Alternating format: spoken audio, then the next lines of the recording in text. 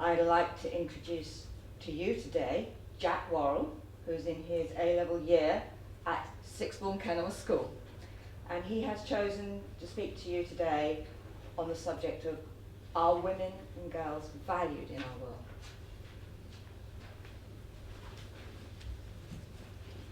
Are women and girls valued in our world? It is still saddening that this question is such a relevant and pertinent question in our society today.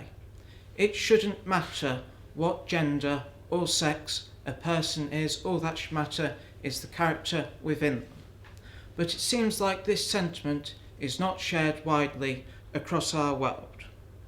We live in a world where there are countries in the Middle East where women can't even drive to the shops, can't even walk to the park by themselves, can't even play a simple game of football without the accompaniment of a restrictive Sharia-compliant sports kit. We live in a world where the barbaric practice of the mutilation of the female genitalia is rampant within certain cultures, whether the girls want the procedure done or not. And we live in a world where there are girls being abducted for the simple fact that they're trying to gain an education. These are basic rights which we take for granted and yet are denied to so many on the basis of nothing more than what gender they so happen to be. However, we would be mistaken if we think that this social segregation is limited to a faraway place in Asia. It's happening right on our doorstep. In the Western world, we have our own problems with the undervaluation of women and girls in our society. In this country, which claims to be progressive, there are mass disparities between the status of women in public life and the status of their male counterparts. Currently, on the boards of the FTSE 100, only 23% are women, and only 8.3% of executive directorships are occupied by women. Only 13% of science, technology, engineering and maths workers are women.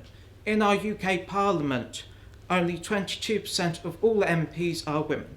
This means that we are 56th in the world for gender equality in our political system. Is it because women lack the skills or temperament to succeed in these jobs and public roles?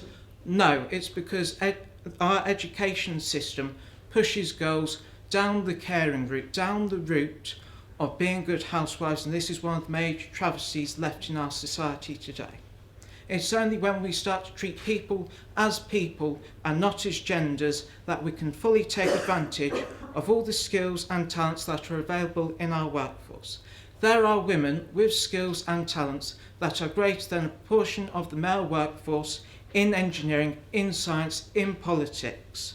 That means that will be more effective and efficient in these job roles than their male counterparts. We need to harness these skills and abilities to create a truly productive workforce capable of driving our economy into the 21st century.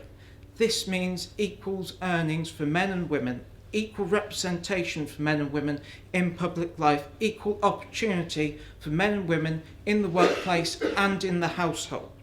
And if we can install this into our society, if not for my generation, then for the next generation, then gone will be the days where your progression could be hindered by your gender, and in its place will be a truly meritocratic system, and that means a proper valuation of women, of girls and of men and boys in our world.